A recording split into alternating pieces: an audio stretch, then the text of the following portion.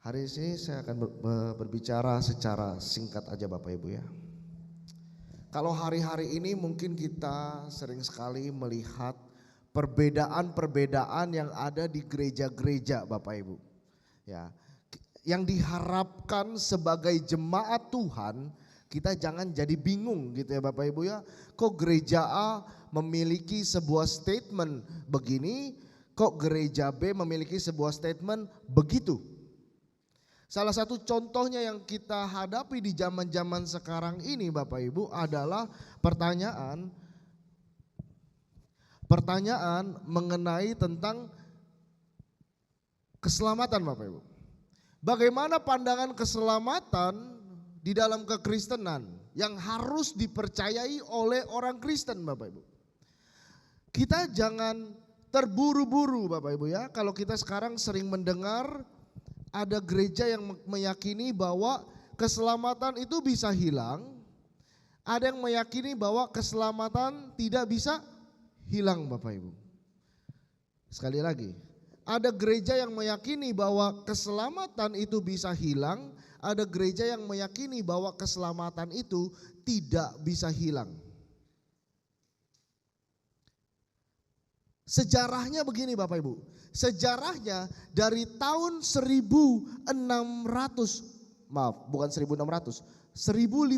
Bapak Ibu, 500 tahun sebelum sekarang itu sudah ada perdebatan-perdebatan seperti ini Bapak Ibu.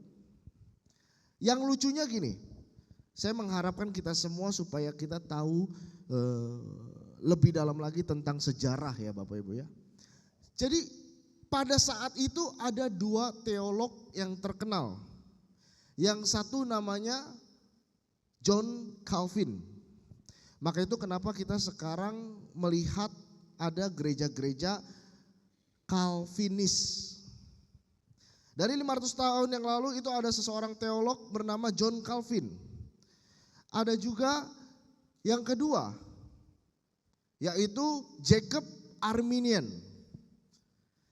Kenapa Gideon perlu sampaikan sejarah ini? Jadi gini Bapak Ibu, John Calvin itu poinnya bahwa kasih karunia telah itu diberikan kepada orang yang dipilih oleh Tuhan.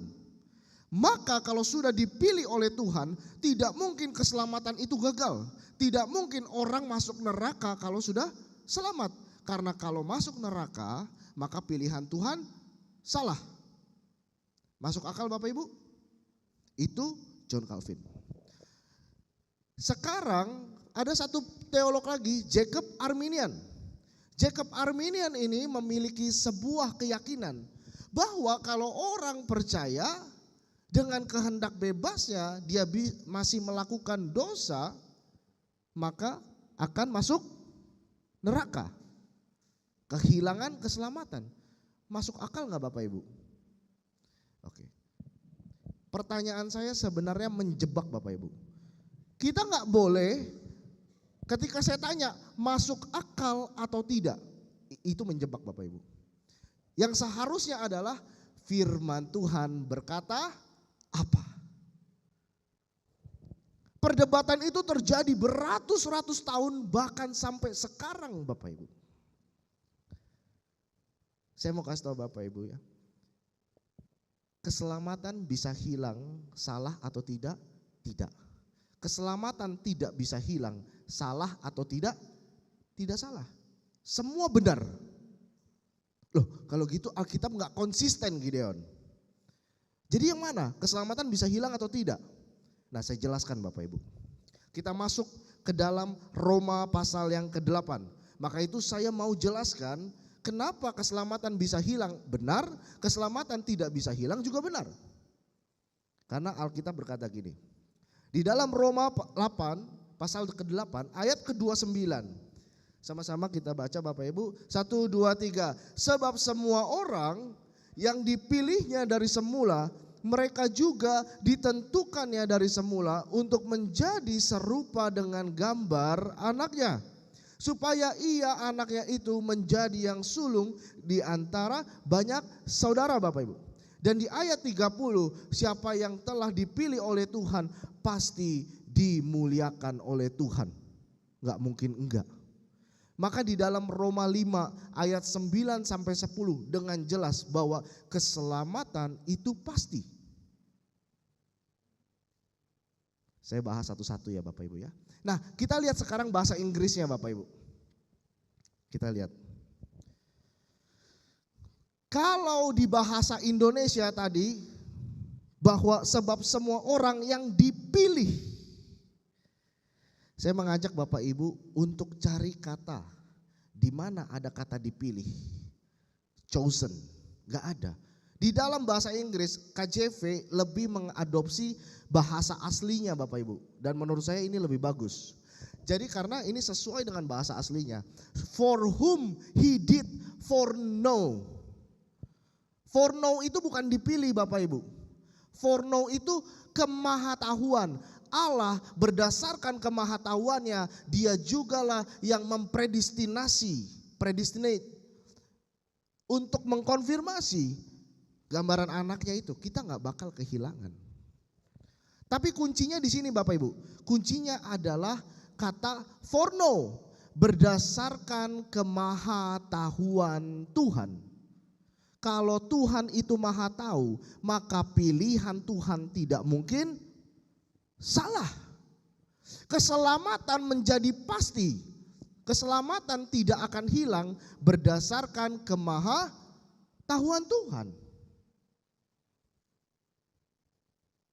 Sekarang kita buka Bapak Ibu, Ibrani 6 ayat 4 sampai 6. Jadi kalau menurut ayat ini, apakah John Calvin salah? John Calvin tidak salah. Apakah keselamatan itu tidak bisa hilang? Keselamatan itu tetap selamanya? Betul. Sekarang kita baca Ibrani 6 ayat 4 sampai 6. Sebab mereka yang pernah diterangi hatinya, yang pernah mengecap karunia sorgawi dan pernah mendapat bagian dalam Roh Kudus, ayat 5. Dan yang mengecap firman yang baik dari Allah dan kuasa-kuasa dunia yang akan datang, ayat 6. Namun murtad lagi, tidak mungkin dibaharui sekali lagi supaya bertobat. Sebab mereka menyalibkan lagi anak Allah bagi diri mereka dan menghina Allah di depan umum. Apakah pendapat Arminian bahwa orang bisa hilang keselamatan? Betul. Enggak salah juga. Tapi kita perlu ngerti Bapak Ibu. Bahwa yang satu Paulus lagi ngomong berdasarkan sudut pandang Tuhan. Berdasarkan kemahatauan Tuhan. Keselamatan tidak mungkin bisa hilang karena Tuhan tidak mungkin salah pilih. Amin Bapak Ibu. Lemas banget Bapak Ibu. Amin Bapak Ibu. Tetapi kita jangan lupa ketika kita tahu begitu besar kasih Tuhan pada kita. Kita datang ke gereja, kita harus pede Bapak Ibu bahwa kita orang yang diselamatkan oleh Tuhan. Tapi ingat satu sisi, kita juga manusia. Kita enggak maha tahu seperti Tuhan. Amin.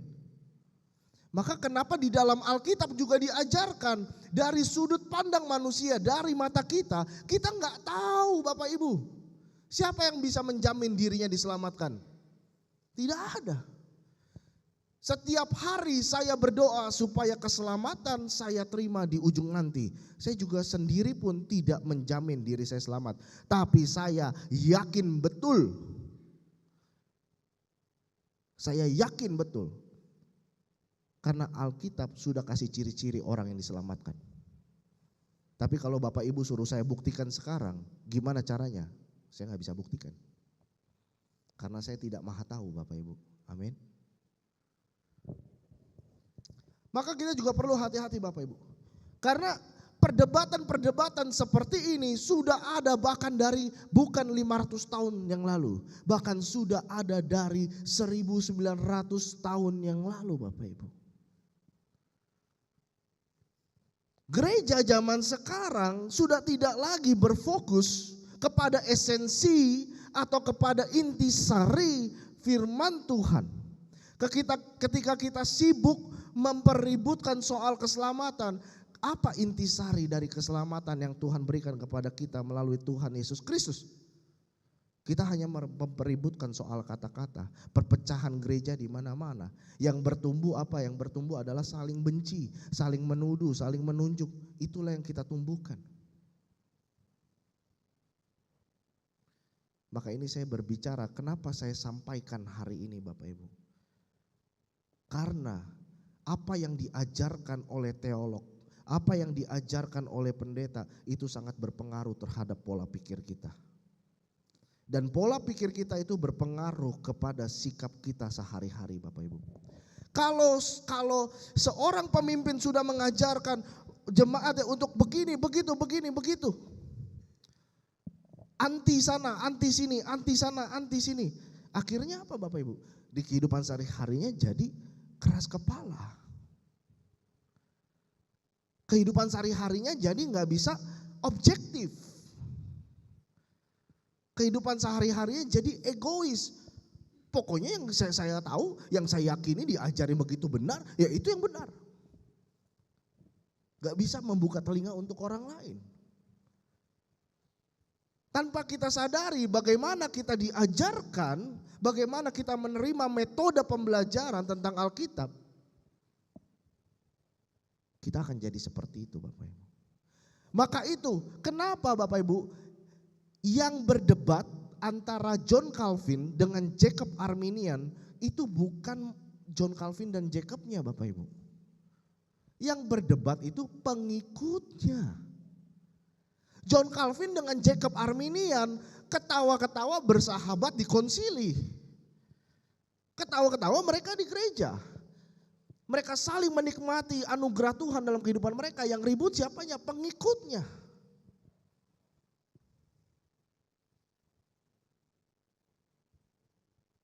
Karena kekurangan intelektual pengetahuan di dalam Alkitab, seseorang pasti akan jadi hancur Bapak Ibu. Apa intisari sebenar dari keselamatan? Kita buka sama-sama Yohanes pasal ketiga ayat ke-16. Kita gak boleh lupakan hal ini Bapak Ibu. Keselamatan itu tidak perlu kita peributkan atau hal-hal lain di dalam kekristenan itu kita peributkan seakan-akan kitalah yang paling benar. Kita sama-sama lihat Bapak Ibu, Yohanes 3 ayat 16 dan nanti ayat yang ke-17. 1, 2, 3, karena Allah begitu mengasihi dunia ini sehingga ia telah mengaruniakan anaknya yang tunggal supaya setiap orang yang percaya kepadanya tidak binasa melainkan beroleh hidup yang kekal. Ayat 17.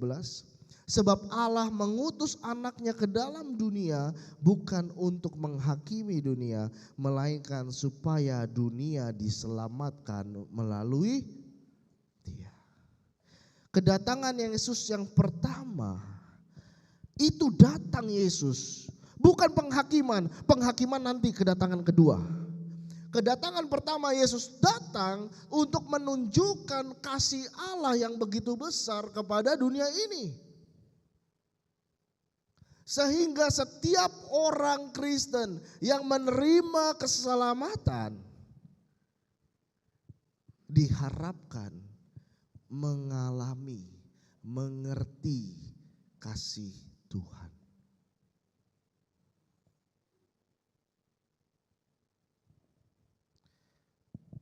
Dalam Alkitab berulang kali Allah bilang, aku tidak mengingat-ingat lagi kesalahanmu. Kita diselamatkan oleh Tuhan waktu kita seteru dengan Tuhan. Kita tidak layak untuk menerima kasih Tuhan. Kita tidak layak untuk menerima tubuh dan darah Kristus. Kita tidak layak menerima penghargaan yang begitu tinggi daripada Tuhan kepada kita. Tapi dia tetap melakukannya. That's a love. Banyak jemaat Tuhan, kongregasi-kongregasi di dalam gereja sibuk dengan perdebatan teologis, sibuk dengan program, sibuk dengan hal-hal yang lain, tapi melupakan bagaimana pintu keimanan kita ada oleh karena kasih Allah kepada kita.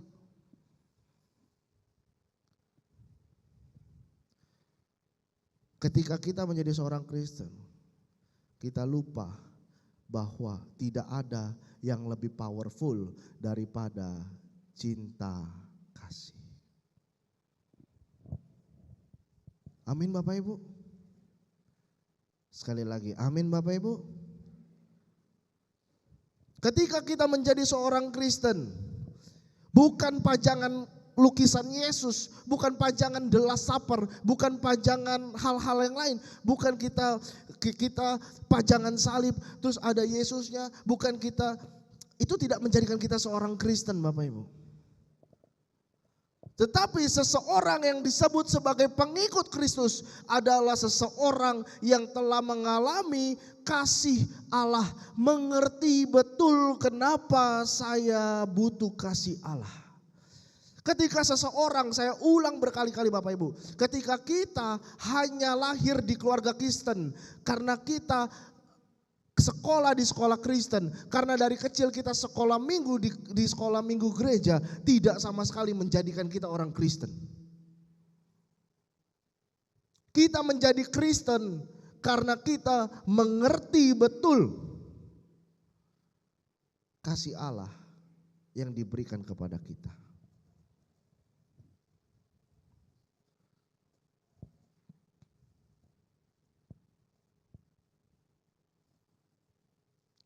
Saya mau kesaksian sedikit Bapak Ibu.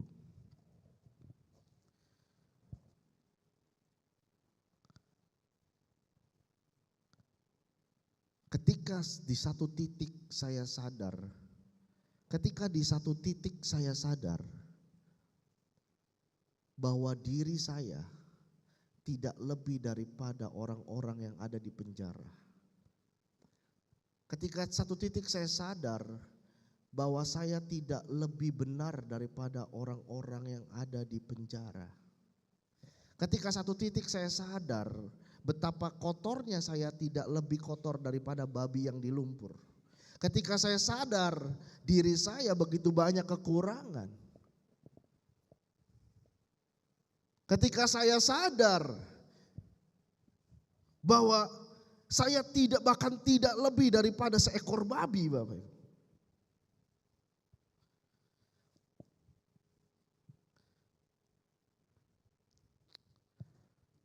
Tapi darah Yesus, kasih Yesus, saya alami.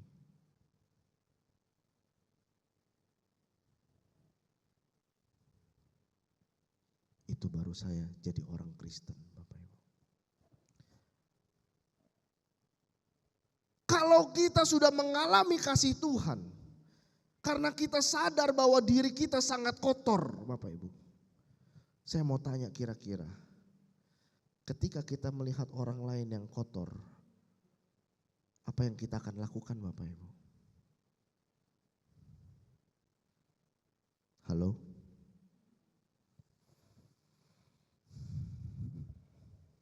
Saya mau sampaikan begini Bapak Ibu. Kalau Bapak Ibu dalam kehidupan sehari-hari masih lebih sering melihat negatif orang daripada positif orang, berdoa sama Tuhan Bapak Ibu.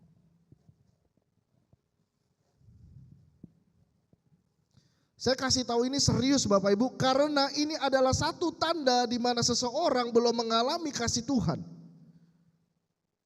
Ketika seseorang tidak bisa melihat negatifnya sendiri dan melihat kasih Tuhan yang begitu besar, akan sangat mudah melihat negatif orang lain. Tapi ketika kita sudah melihat negatif diri sendiri, kita lihat negatif orang lain, bro, we are same. We all sinners. Kita semua pendosa. Saya tidak akan menghakimi kamu. Bertobat yuk bareng-bareng. Amin. Tumbuh bareng-bareng yuk. Amin. Itu tanda-tanda seseorang yang menerima kasih Tuhan. Kalau kita lebih gampang melihat negatif orang lain, dia orangnya begitu, dia orangnya begitu, dia orangnya begitu, dia orangnya begitu. Yang pertama kita lihat adalah sesuatu yang mengganggu kita. Yang pertama kita lihat adalah negativity. Berdoa Bapak Ibu. Berdoa. Tuhan lingkupi hati saya dengan kasih Tuhan. Itulah esensi keselamatan. Keselamatan bukan masalah diperbahas. Masalah keselamatan bisa hilang atau tidak. Tapi kalau keselamatan itu tidak hidup dalam hatimu. Kalau kasih Yesus, darah Yesus, tubuh Kristus tidak hidup dalam hati kamu. Percuma semua perdebatan dan pengetahuan teologis. Amin Bapak Ibu.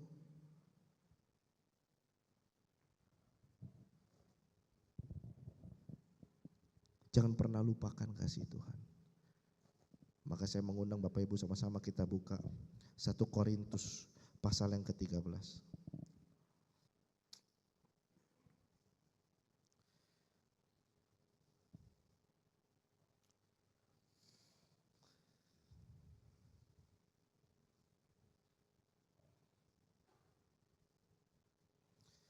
1 Korintus kita baca dulu Bapak Ibu. Ini ayat yang sangat powerful mengingatkan kita. 1 Korintus 13 ayat 8 dikatakan kasih tidak berkesudahan. Stop sampai situ Bapak Ibu. Itu sebuah statement yang powerful Bapak Ibu. Kasih tidak berkesudahan. Jabatan Bapak Ibu akan berkesudahan. Uang Bapak Ibu akan berkesudahan. Pengetahuan Bapak Ibu akan berkesudahan. Validasi orang lain akan berkesudahan. Segala sesuatu akan berkesudahan. Tapi kasih tidak berkesudahan.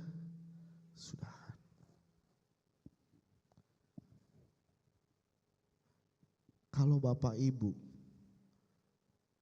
merasakan keselamatan Tuhan, gak usah ngomong dulu soal teologis Bapak Ibu. Amin. Biarinlah orang yang belajar teologis ngomong teologis. Yang paling penting adalah apakah keselamatan itu kasih daripada Tuhan terdistribusikan gak kepada kita. Itu yang paling penting Bapak Ibu. Kalau terdistribusikan dengan baik, berarti kita mengerti kasih Tuhan, kita distribusikan lagi.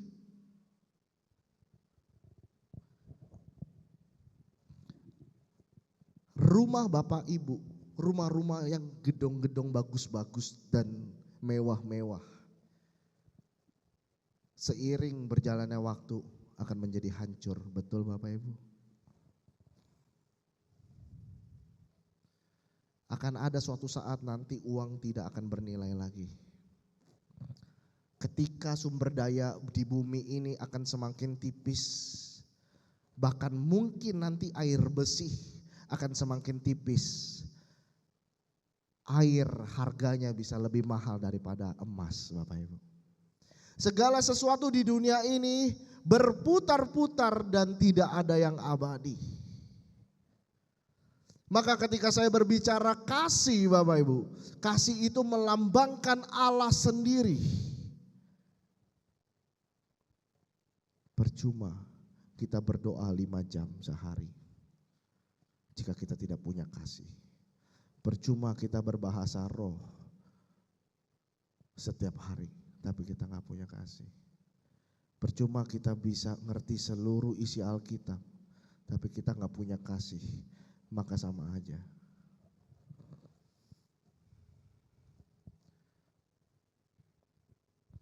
Amin Bapak Ibu.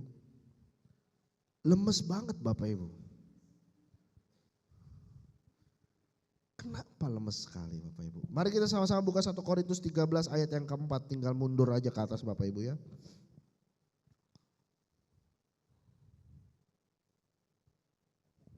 1 Korintus pasal 13 ayat yang keempat.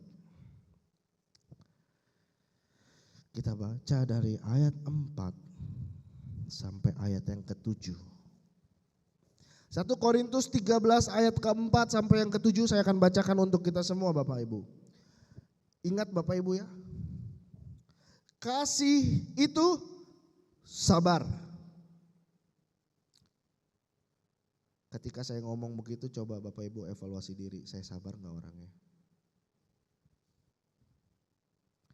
Kasih itu murah, saya murah hati gak sama orang lain?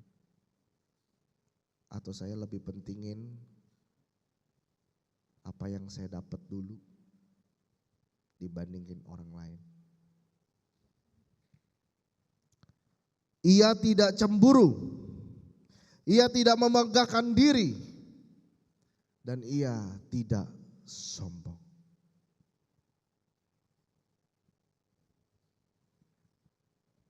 Siapa Bapak Ibu? Evaluasi.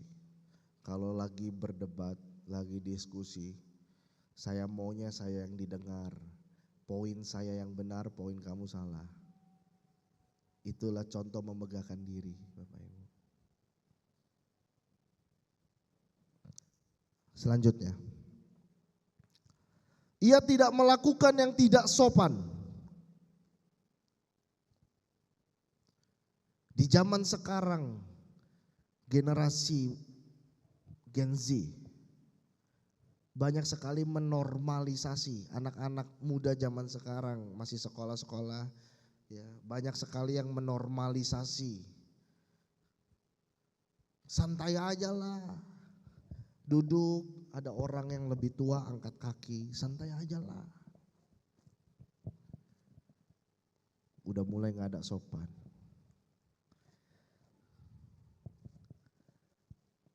Kasih itu penuh dengan sopan santun. Dan tidak mencari keuntungan diri sendiri. Nah ini susah banget nih. Kenapa? Karena dunia memaksa kita untuk cari cuan. Betul Bapak Ibu? Susah banget kan? Apa yang kita jalani sehari-hari?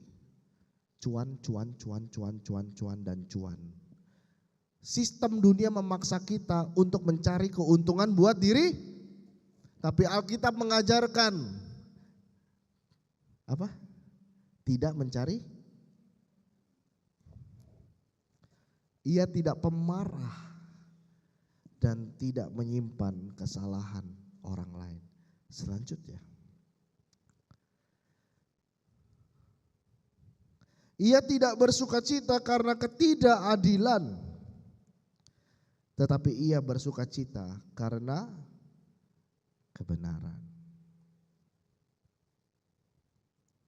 Ia menutupi segala sesuatu, percaya segala sesuatu, mengharapkan segala sesuatu, sabar menanggung segala sesuatu.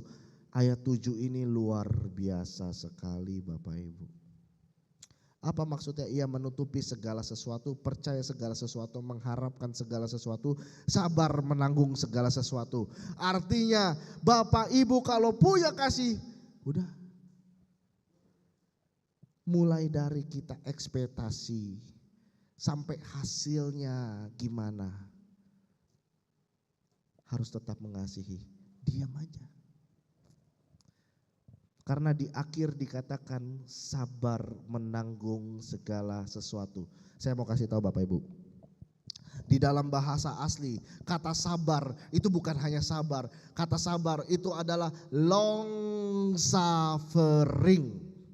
Sekali lagi Bapak Ibu, definisi kata sabar adalah long suffering. Apa itu Gideon long suffering? Long suffering adalah menderita yang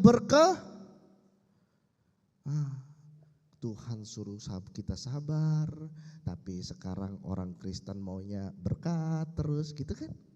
Beda ya Bapak Ibu ya. Yang diajarin Alkitab sama kebiasaan kita beda ya. Kalau kita bisa sampai di sini Bapak Ibu, ini susah banget loh. Kalau kita bisa sampai di sini, berarti kita semua pasti sudah menerima keselamatan dari Tuhan. Amin. Dan saya harapkan Bapak Ibu, kita semua berfokus kepada segala intisari atau kepada segala inti dari firman Tuhan. Kalau kira-kira perdebatan membuat kita hancur, sudah Bapak Ibu ngalah. Meskipun dalam hati kita mau ngomong, sudah stop, gak usah ngomong. Segala sesuatu yang tidak sesuai pada intisari firman Tuhan kita harus buang pelan-pelan. Amin Bapak Ibu.